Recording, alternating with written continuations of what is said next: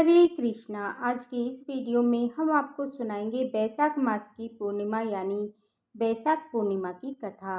इसे बैसाख के दिन सुनने से व्यक्ति को पापों से छुटकारा मिलता है, साथ ही सुख समृद्धि में वृद्धि होती है। माँ लक्ष्मी की कृपा से धन लाभ के योग बनते हैं। हर साल बैसाख पूर्णिमा को भक्त साथ साथ मनाते हैं, क्योंकि बैसाख पूर्णिमा के दिन स्नान दान करने से अक्षय पुण्य की प्राप्ति होती है। बैसाख महीने के पूर्णिमा के दिन ही भगवान बुद्ध का जन्म हुआ था। कहा जाता है कि बैसाख पूर्णिमा के दिन ही भगवान को धर्म की प्राप्ति हुई थी। इस दिन श्री सत्यनारायण भगवान की कथा का आयोजन करने से घर में सुख शांति और समृद्धि आती है। साथ ही व्रत करके चंद्रमा की पूजा करने से कुंडली का चंद्र दोष मिटता है। इस दिन गंगा यमुना आदि पवित्र नदियों में स्नान दान अवश्य करना चाहिए। पूर्णिमा तिथि पर श्री हरि संग माँ लक्ष्मी की पूजा अर्चना करने का विशेष विधान है। इससे भक्तों की हर मनोकामनाएं को भगवान श्री हरि विष्णु दुगना करते हैं। साथ ही इस बैसाख पूर्णिमा का व्रत करने से व्यक्ति को सभी दुखों और कष्टों से मुक्ति मिलती है। आपसे प्रार्थना है कि ये कथा अंत तक अवश्य सुने, क्योंकि अधूरी कथा सुनने से पाप लगता है।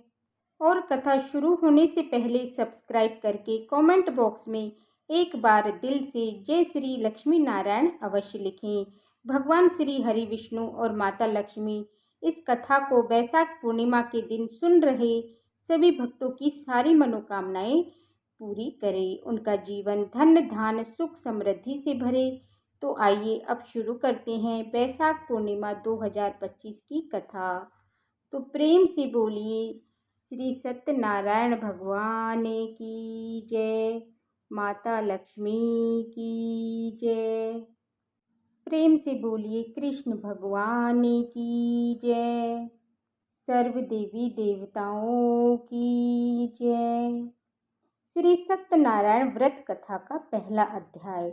एक समय की बात है कि एक बार नैमिषारण्य में शौनक आदि 88,000 ऋषियों ने श्री सूत जी से पूछा कि हे प्रभु, इस कलयुग में वेद विद्या रहित मनुष्यों को भक्ति किस प्रकार मिल सकती है तथा उनका उद्धार कैसे होगा।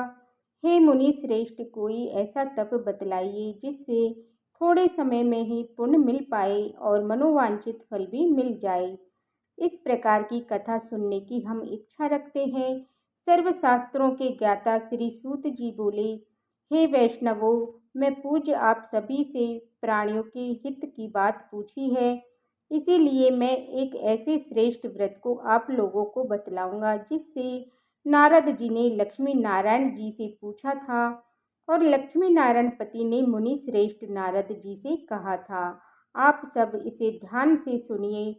एक समय की बात है, योगी नारद जी दूसरे के हित की अपेक्षा के लिए अनेकों लोकों में घूमते हुए मृत्यु लोक में आ पहुँचे। वहाँ उन्होंने अनेक योनियों में जन्म पाया है। सभी मनुष्यों को अपने कर्मों द्वारा अनेकों दुखों से पीड़ित देखा। उनका दुख देखकर नारद जी सोचने लगे कि ऐसा यत्न किया जाए जिसके करने से निश्चित रूप से मानव के दुखों का अंत हो जाए।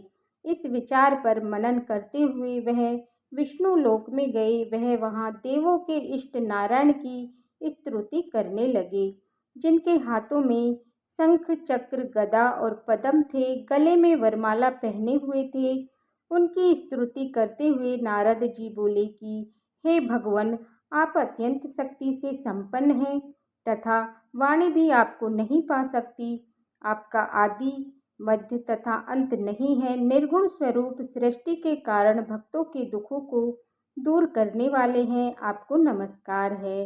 नारद जी की स्तुति सुनकर विष्णु भगवान बोले कि हे मुनि श्रेष्ठ, आपके मन में क्या बात है? आप किस काम के लिए पधारे हैं, उसे निसंकोच होकर कहिए। इस पर नारद मुनि बोले कि मृत्यु लोक में अनेक योनियों में जन्म मनुष्य अपने कर्मों के द्वारा अनेकों दुख से दुखी हो रहे हैं।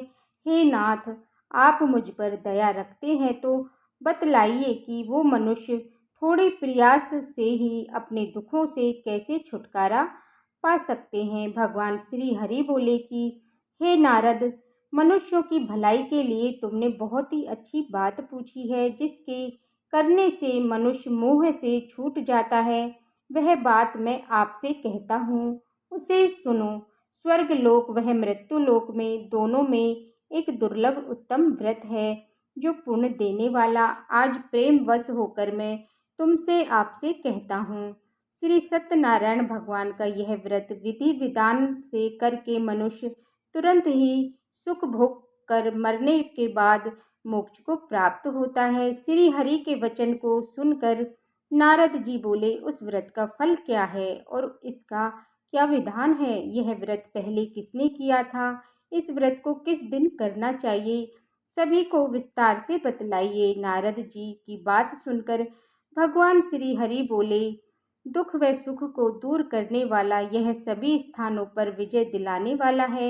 मानवों को भक्ति व श्रद्धा के साथ शाम के समय श्री सत्यनारायण की पूजा धर्मपरायण होकर ब्राह्मणों व बंधुओं के साथ करनी चाहिए। भक्ति भाव से नैवेद्य केले का फल, घी, दूध और गेहूं का आटा, सवाले गेहूं के स्थान पर साटे का आटा लेकर शक्कर तथा गुड़ लेकर के सभी भक्ष्य योग्य पदार्थों को मिलाकर भगवान को भोग लगाएं। ब्राह्मणों सहित बंधु बांधवों को भी भोजन कराएं। उसके बाद स्वयं भोजन करें। भजन कीर्तन के साथ भगवान की भक्ति में लीन हो जाएं। इस तरह से श्री सत्यनारायण भगवान का यह व्रत करने पर मनुष्य की सारी इच्छाएं निश्चित रूप से पूरी होती हैं। इस कली काल तथा कलयुग में मृत्यु लोक में मोक्ष का यही एक सरल उपाय बताया गया है। इस प्रकार से श्री सत्यनारायण व्रत कथा में पहले अध्याय की कथा पूर्ण हुई। तो प्रेम से बोलिए श्री सत्यनारायण भगवान की जय, माता लक्ष्मी की जय। श्री सत्यनारायण भगवान के दूसरे अध्याय की कथा। श्री सूत जी बोले कि हे ऋषियों, जिसने पहले समय में इस व्रत को किया था, इसका इतिहास कहता हूँ, ध्यान से सुनो। सुंदर काशीपुरी नगरी में एक अत्यंत निर्धन ब्राह्मण रहता था। भूख प्यास से परेशान होकर वह धरती पर घूमता रहता है। ब्राह्मणों से प्रेम करने वाले भगवान ने एक दिन ब्राह्मण का वेश धारण कर उसके पास जाकर पूछा, हे विप्र, नित्य दुखी होकर तुम पृथ्वी पर क्यों घूमते हो? दीन ब्राह्मण बोला, मैं निर्धन हूँ, मैं भिक्षा के लिए धरती पर घूमता हूँ। हे भगवान, यदि आप इसका कोई उपाय जानते हो तो बतलाइए। वृद्ध ब्राह्मण कहते हैं कि श्री सत्यनारायण भगवान मनोवांछित फल देने वाले हैं, इसीलिए तुम उनका पूजन करो। इससे करने से मनुष्य सभी दुखों से दूर हो जाता है। वृद्ध ब्राह्मण बनकर आए श्री सत्यनारायण भगवान व्रत का सारा विधि विधान बताकर अंतर ध्यान हो गए। ब्राह्मण मन ही मन सोचने लगा कि जिस व्रत को ब्राह्मण करने को कहकर गए हैं, मैं उसे जरूर करूँगा। यह निश्चय करने के बाद उसे रात में नींद नहीं आई। वह सुबह उठकर श्री सत्यनारायण भगवान का व्रत का निश्चय कर भिक्षा मांगने के लिए चला गया। उस दिन ब्राह्मण को भिक्षा में बहुत सा धन प्राप्त हुआ, जिससे उसने बंधु बांधवों के साथ लेकर के श्री सत्यनारायण भगवान का व्रत संपन्न किया। भगवान श्री सत्यनारायण का व्रत संपन्न करने के बाद वह निर्धन ब्राह्मण सभी दुखों से छूट गया और अनेक प्रकार की संपत्तियों से युक्त हो गया। उसी समय से वह ब्राह्मण हर माह यह व्रत को करने लगा। इस तरह से श्री सत्यनारायण भगवान के व्रत को जो मनुष्य करेगा, वह सभी प्रकार के पापों से छूटकर मोक्ष को प्राप्त होगा। जो मनुष्य इस व्रत को करेगा, वह सभी दुखों से मुक्त हो जाएगा। श्री सूत जी बोले, इस तरह से नारद जी से नारायण जी की कहा हुआ श्री सत्यनारायण व्रत को मैंने तुमसे कहा है।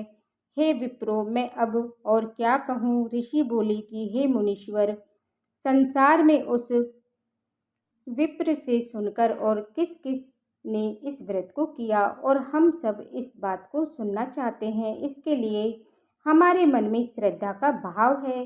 श्री सूत जी बोले, हे मुनियों, जिसने इस व्रत को किया है वह सब सुनो। एक समय वहीं एक विप्र धन व समय के अनुसार अपने बंधु बांधवों के साथ इस व्रत को करने को तैयार हुआ। उस समय वह बूढ़े वेश में लकड़ी बेचने वाला आया और लकड़ियां बाहर रखकर अंदर ब्राह्मण के घर में आया।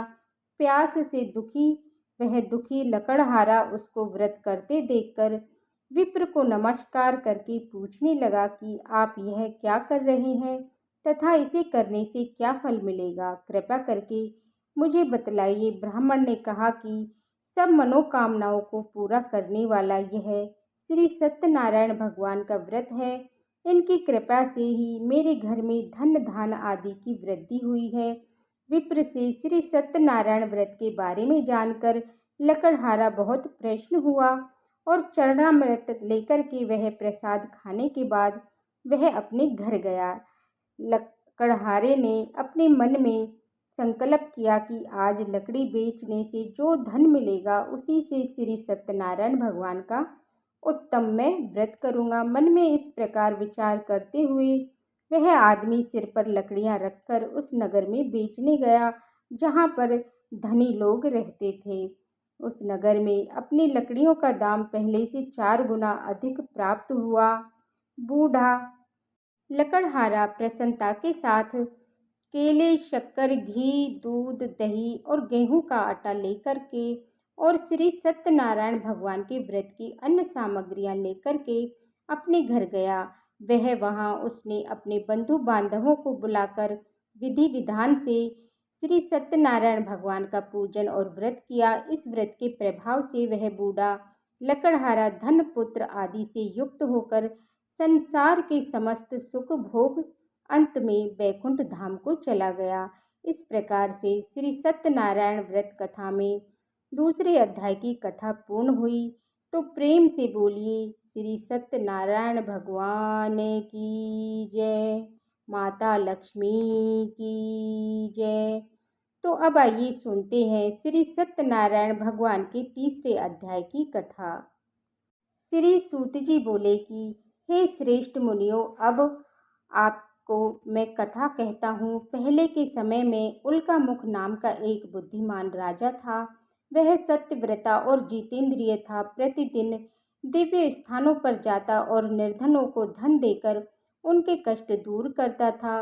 उसकी पत्नी कमल के समान मुख वाली तथा सती साध्वी थी। भद्रशिला नदी के तट पर उन दोनों श्री सत्यनारायण भगवान का व्रत किया। उस समय साधु नाम का एक वैश्य आया। उसके पास व्यापार करने के लिए बहुत सा धन भी था। राजा को व्रत करते देखकर वह विनम्र के साथ पूछने लगा कि हे राजन, भक्ति भाव से पूर्ण होकर आप यह क्या कर रहे हैं? मैं सुनने की इच्छा रखता हूँ, तो आप मुझे बताइए। तो राजा बोला कि हे साधु, अपने बंधु बांधवों के साथ पुत्र आदि की प्राप्ति के लिए ये शक्तिमान श्री सत्यनारायण भगवान का व्रत वह पूजन कर रहा हूँ। राजा के वचन सुनकर साधु आदर से बोला कि हे राजन, मुझे इस व्रत का सारा विधान कहिए। आपके यहाँ कहाँ अनुसार मैं इस व्रत को करूँगा। मेरी भी संतान नहीं है और इस व्रत को करने से निश्चित रूप से मुझे संतान की प्राप्ति होगी। राजा से व्रत का सारा विधि विधान सुनकर व्यापार से निवृत्त हुआ और वह अपने घर को चला गया। साधु वैश्य ने अपनी पत्नी को संतान देने वाले इस व्रत का वर्णन कह सुनाया और कहा, तब मेरी संतान होगी तब मैं इस व्रत को करूँगा। साधु इस तरह के वचन अपनी पत्नी लीलावती से कहे। एक दिन लीलावती पति के साथ आनंदित हो सांसारिक धर्म में प्रवृत्त होकर श्री सत्यनारायण भगवान की कृपा से गर्भवती हो गई। 10वें महीने में उसके गर्भ से एक सुंदर कन्या ने जन्म लिया। दिनों दिन वह ऐसे बढ़ने लगी जैसे कि शुक्ल पक्ष को चंद्रमा बढ़ता है। माता पिता ने अपनी कन्या का नाम कलावती रखा।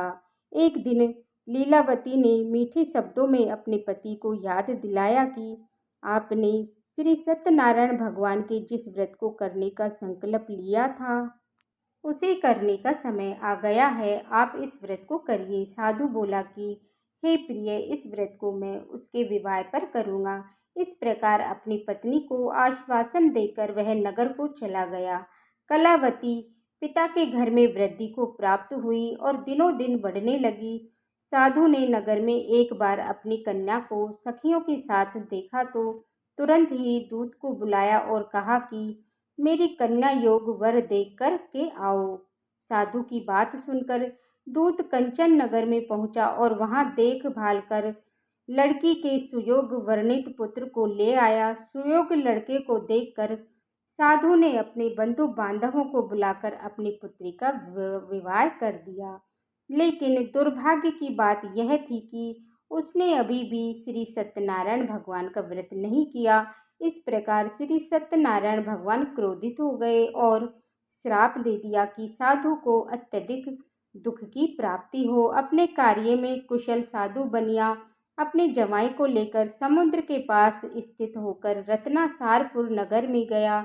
वहां जाकर दामाद ससुर दोनों को मिलकर चंद्रकेतु राजा के नगर में व्यापार करने लगे। एक दिन भगवान श्री सत्यनारायण की कृपा से राजा का धन चोर चुराकर भाग रहा था। उसने राजा के सिपाहियों को अपना पीछा करता देख अपना चुराया हुआ धन वहां पर रख दिया, जहां पर साधु अपने जमाई के साथ ठहरा हुआ था। राजा के सिपाहियों ने साधु वैश्य के पास राजा का धन पड़ा देखा तो वह ससुर जमाई दोनों को बांधकर प्रसन्नता के साथ राजा के पास ले गया और कहा कि उन दोनों चोरों को हम पकड़कर ले आए हैं, आप आगे की कार्रवाई कीजिए।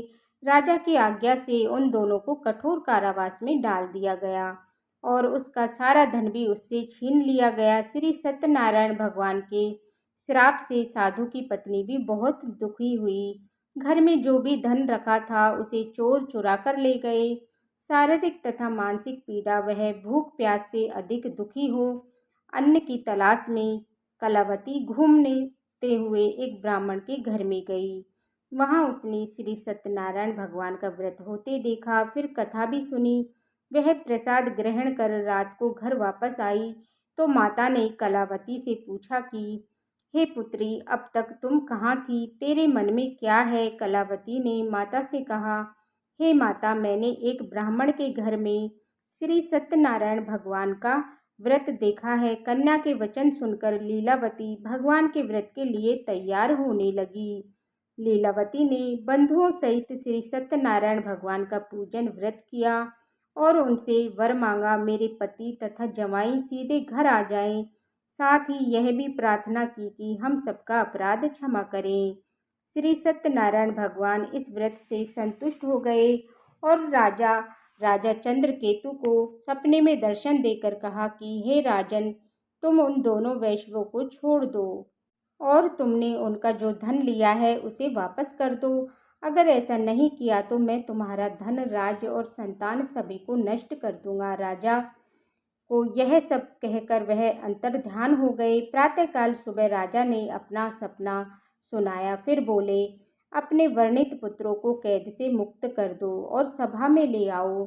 दोनों आते ही राजा को प्रणाम किया। राजा मीठी वाणी में बोला कि हे महानुभाव, भाग्यवश ऐसा कठिन दुख प्राप्त हुआ है, लेकिन अब तुम्हें कोई भय नहीं है। ऐसा कहकर राजा ने उन दोनों को नए वस्त्र आभूषण भी पहनाए और जितना धन लिया था उसका दुगना धन वापस कर दिया। दोनों वैश्य अपने घर को चल दिए। इस प्रकार से श्री सत्यनारायण भगवान के तीसरे अध्याय की कथा पूर्ण हुई। तो प्रेम से बोलिए श्री सत्यनारायण भगवान की जय, माता लक्ष्मी की जय। तो अब आइए सुनते हैं श्री सत्यनारायण भगवान के चौथे अध्याय की कथा। श्री सूत जी बोले, वैश्य ने मंगलाचार कर अपनी यात्रा आरंभ की और अपने नगर की ओर चला पड़ा। उसके थोड़ी दूर जाने पर एक दंडीकारी श्री सत्यनारायण से उसने पूछा कि हे साधु, तेरी नाव में क्या है? वे माने वर्णित हंसते हुए बोला कि हे दंडी, आप क्यों पूछते हो? क्या धन लेने की इच्छा है? मेरी नाव में तो बेल पत्ते भरे पड़े हैं। वैसे के कठोर वचन को सुनकर भगवान बोले कि तुम्हारा वचन सत्य हो। दंडी ऐसे वचन सुनकर वहां से दूर चले गए। कुछ दूर जाकर समुद्र के किनारे बैठ गया। दंडी के जाने के बाद साधु वैश्य ने नित्य क्रिया के पश्चात नाव को ऊंची उड़ते हुए देखकर अचंभा माना और नाव में बेल पत्ते आदि देखकर वह मूर्छित होकर जमीन पर गिर पड़ा। मूर्छा खुलने पर वह अत्यंत शोक में डूब गया। तब उसका दामाद बोला कि आप शोक ना मनाएं, यह दंडी का श्राप है, इसलिए हमें उनकी शरण में जाना चाहिए, तभी हमारी मनोकामना पूरी होगी। दामाद की बात को सुनकर वह दंडी के पास पहुंचा और अत्यंत भक्ति भाव से विनम्र होकर नमस्कार करके बोला कि मैंने आपसे जो जो असत्य वचन कहे थे उसके लिए मुझे क्षमा कीजिए। ऐसा कहकर महान शोकापूर्व वह रोने लगा। तब दंडी भगवान बोले, हे वर्णित पुत्र, मेरी आज्ञा से बार बार तुम्हें दुख प्राप्त हुआ है तो मेरी पूजा से विमुख हुआ है। साधु बोला कि हे भगवान, आपकी माया से ब्रह्मा आदि भगवान भी आपके रूप को नहीं जानते हैं, तब मैं कैसे जान सकता हूँ। आप प्रसन्न हो जाइए और मेरी सामर्थ्य के अनुसार आपकी पूजा करूँगा, मेरी रक्षा करो और पहले के समान नौका में धन भर दो। साधु वैश्य को भक्तिपूर्वक वचन को सुनकर भगवान प्रसन्न हो गए और उनकी इच्छानुसार वरदान देकर अंतर्ध्यान हो गए। ससुर जवाई जब नाव पर आए तो नाव धन से भरी हुई थी। फिर वहीं अपने अन्य साथियों के साथ श्री सत्यनारायण भगवान का पूजन कर अपने नगर को चल दिया। जब नगर के नज़दीक पहुँचे थे तो दूत को घर पर खबर करने के लिए भेज दिया। दूत साधु की पत्नी को प्रणाम कर कहता है कि मालिक अपने दामाद के सहित नगर के निकट आ गए हैं। साधु की पत्नी लीलावती ने बड़े हर्ष के साथ सत्यनारायण भगवान का पूजन कर अपनी पुत्री कलावती से कहा कि मैंने अपने पति के दर्शन को जाती हूँ, तो कार्य पूर्ण कर शीघ्र आ जाना। माता के ऐसे वचन को सुनकर कलावती जल्दी में प्रसाद छोड़कर अपने पति के पास चली गई। प्रसाद की अवज्ञा के कारण ही श्री सत्यनारायण भगवान रुष्ट हो गए और नाव सहित उसके पति को पानी में डुबो दिया। कलावती अपने पति को वहां ना पाकर रोती हुई जमीन पर नौका को डूबा हुआ देखकर वह कन्या को रोता देख साधु दुखी होकर बोला कि हे प्रभु, मुझसे तथा मेरे परिवार से जो भी भूल हुई है उसके लिए क्षमा मांगता हूँ। साधु के दीन वचन को सुनकर श्री सत्यनारायण भगवान प्रसन्न हुए और आकाशवाणी हुई कि हे साधु, तेरी कन्या ने मेरे प्रसाद को छोड़कर आई है, इसलिए उसका पति अदृश्य हो गया है। यदि वह घर जाकर प्रसाद खाकर लौटती है तो उसे उसका पति अवश्य प्राप्त होगा। ऐसी आकाशवाणी को सुनकर कलावती घर पहुंची और प्रसाद खाकर फिर पहुंची तो पति के दर्शन करती है। इसके बाद साधु अपने बंधु बांधवों सहित श्री सत्यनारायण भगवान का विधि विधान से पूजन करता है। इस लोक का सुख भोग वह अंत में स्वर्ग लोक को प्राप्त होता है। इस प्रकार से श्री सत्यनारायण भगवान की कथा में चौथे अध्याय की कथा पूर्ण हुई। तो प्रेम से बोलिए श्री सत्यनारायण भगवान की जय, माता लक्ष्मी की जय। अब सुनिए श्री सत्यनारायण भगवान के 5वें अध्याय की कथा। श्री सूत जी बोले कि हे विष्णु, मैं आपको एक कथा सुनाता हूँ, उसे ध्यानपूर्वक सुनो। प्रजा पालन में लीन तुंगध्वज नाम का एक राजा था।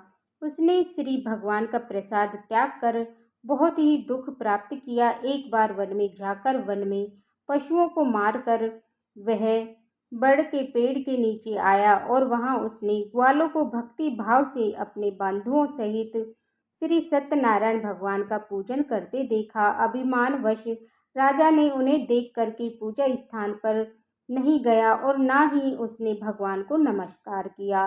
ग्वालों ने राजा को प्रसाद दिया, लेकिन उसने वह प्रसाद नहीं खाया और प्रसाद को छोड़कर वह अपने नगर को चला गया। जब वह नगर में पहुंचा तो वहां सब कुछ तहस नहस हुआ पाया, तो वह शीघ्र ही समझ गया कि यह सब भगवान ने ही किया है। वह दोबारा ग्वालों के पास पहुंचा और विधि पूर्वक पूजा करके प्रसाद खाया तो श्री सत्यनारायण भगवान की कृपा से पहले जैसा सब कुछ अच्छा हो गया और दीर्घ काल तक सुख भोगने के बाद मरणोपरांत उसे स्वर्गलोक की प्राप्ति हुई। जो मनुष्य श्रद्धापूर्वक इस व्रत को करेगा तो भगवान श्री सत्यनारायण की अनुकंपा से उसे धन धान की प्राप्ति होगी, निर्धन धनी हो जाता है और अभय मुक्त जीवन जीता है। संतानहीन मनुष्यों को संतान का सुख प्राप्त होता है और सारे मनोरथ पूर्ण होने पर मनुष्य अंत काल में बैकुंठ को जाता है। सूत जी बोले, जिन्होंने पहले इस व्रत को किया अब उसके दूसरे जन्म की कथा कहता हूँ। वृद्ध सदानंद ब्राह्मण ने सुदामा का जन्म लेकर मोक्ष की प्राप्ति की। लकड़हारे अगले जन्म में निषाद बनकर मोक्ष को प्राप्त किया। उल्का मुख नाम का राजा दशरथ होकर बैकुंठ को गए। साधु नाम के वैसे ने मोर ध्वज बनकर अपने पुत्र को आरे से चीरकर मोक्ष को पाया। महाराज तुंग ध्वज ने स्वयंभू होकर भगवान के भक्त होकर के मोक्ष को प्राप्त किया। इस प्रकार से श्री सत्यनारायण व्रत कथा में 5वें अध्याय की कथा पूर्ण हुई। तो प्रेम से बोलिए श्री सत्यनारायण भगवान की जय, विष्णु भगवान की जय, माता लक्ष्मी की जय, सर्व देवी देवताओं की जय। इसी प्रकार से जो भक्त सच्ची श्रद्धा के साथ नियम और निष्ठा के साथ भगवान श्री सत्यनारायण पूजन करते हैं, व्रत रखते हैं, कथा सुनते हैं तो भगवान सत्यनारायण की कृपा से उनके सभी दुख व कष्ट दूर हो जाते हैं तथा सभी प्रकार की सुख और समृद्धि की प्राप्ति होती है। तो मैं आशा करती हूँ कि ये कथा आपको अच्छी लगी होगी। इस प्रकार की कथा पूजा की जानकारी जानने के लिए, व्रत पूजा के बारे में जानने के लिए, कथा को सुनने के लिए चैनल पर अगर आप पहली बार आए हैं तो चैनल को लाइक सब्सक्राइब करके साथ ही में ही बेल आइकन बटन को प्रेस करें ताकि आने वाली वीडियो का नोटिफिकेशन आप सभी को समय पर मिलता रहे। फिर मिलती हूँ आपसे अगले वीडियो में। तब तक के लिए ओम नमो भगवते वासुदेवाय नमः। हरे कृष्णा।